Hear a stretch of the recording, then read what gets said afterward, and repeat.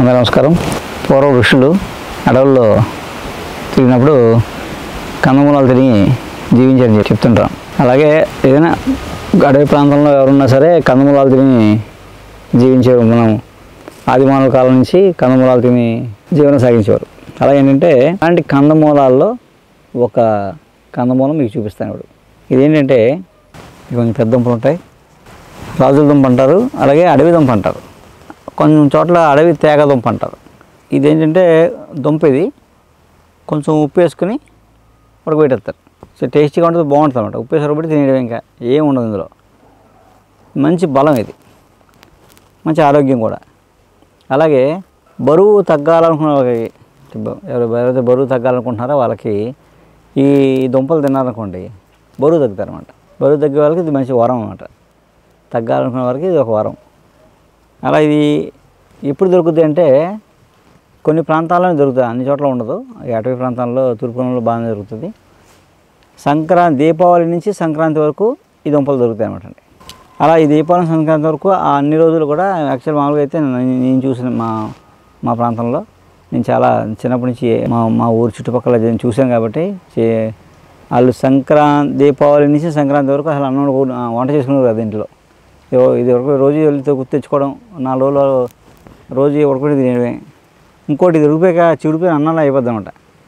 కొంతమంది అందులో రసం కర్రీ తినేస్తారు అనమాట, అన్నం బదులు అనమాట. అదంటే మంచి బలం, శాంతంగా ఆకలేదు, 2 స్లిమ్గా అవుతాయి అనమాట అండి. అలాగా ఇది రాజుల దుంప, అడవి దుంప అని పెడతారు. అలాగే అడవి తేగ దుంప అని కూడా అంటారు. ఇది మామూలుగా అయితే కొంచెం ఉప్పు వేసి ఉడకబెట్టుకుని ఉడికిపోయాక తినేయడం, తొక్క తీసి తినేయడం చాలా టేస్టీగా ఉంటుంది. ఇంకా అదే తినకూడదు, అదే భోజనం. మనకి కొన్ని మొక్కలు ఏంటంటే వేరే దేశాల్లో కూడా ఉంటాయి, ఉండి మన దేశంలో కూడా అక్కడక్కడ కనిపిస్తుంటాయి. కొన్ని నార్త్లో సౌత్లో కొన్ని కనిపిస్తుంటాయి.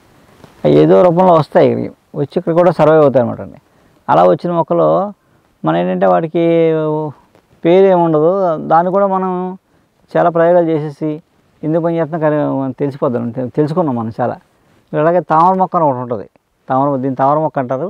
ఆ తామర మొక్క అని ఎందుకన్నారు, తామర పువ్వు కాదు అది, తామర తగ్గుద్ది అన్నమాట. రాస్తే ఆకు రాస్తే తామర తగ్గుద్దని ఎవరో ప్రాక్టికల్గా చూశారు.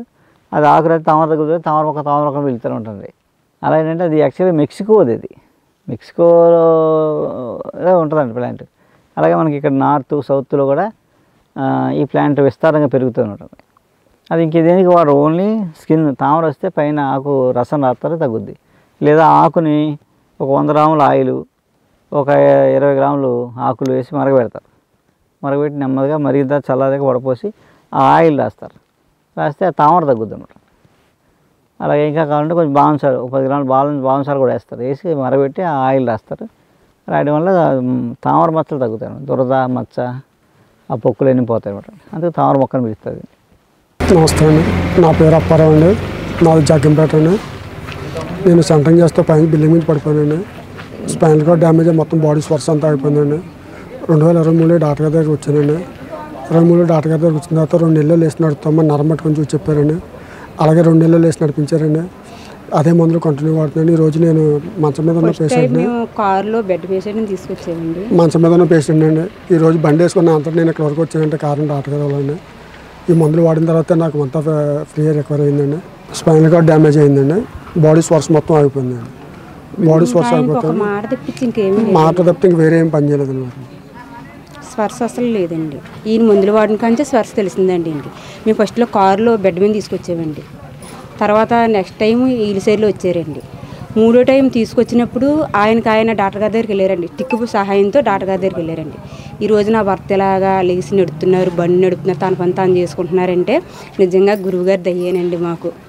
ఈరోజు నా పిల్లలు నేను ఆనందంగా ఉన్నామంటే ఆయన మాకు నిజంగా కృతజ్ఞత ఎంతని తెలుపుకోవాలండి ఆయనకి. మేము ఆయన నిజంగా మాకు దేవుడండి. ఆయన వల్ల ఈరోజు మేము ఇలా ఉన్నామంటే ఆయన వల్లే అండి. ఇదిగోండి మాది ఏలేశ్వరం. మాకు డాక్టర్ గారి దగ్గర వచ్చిన తర్వాత మందులు చాలా బాగా పనిచేసాయండి. దైవ బలం కూడా మాస్టర్ గారికి ఎక్కువ ఉందండి, మా డాక్టర్ గారికి. అందువల్ల మాకు ఆరోగ్యం కూడా బాగుంటుందండి. ఇక్కడికి వచ్చిన తర్వాత మందులు బాగా పనిచేస్తున్నాయండి. మాకు ఆరోగ్యం బాగుందండి ఇక్కడికి వచ్చాక. నాకు షుగర్ అండి, మోకాళ్ళ నొప్పులు, మోషన్స్ అయిపోయాయండి బాగా. డాక్టర్ గారు ఇచ్చిన మందులతో 12 సంవత్సరాలు మోషన్స్ అండి నాకు. ఇక్కడికి వచ్చిన తర్వాత మోషన్స్ తగ్గిపోయాయండి. చాలా బాగా మందులు పనిచేసాయండి.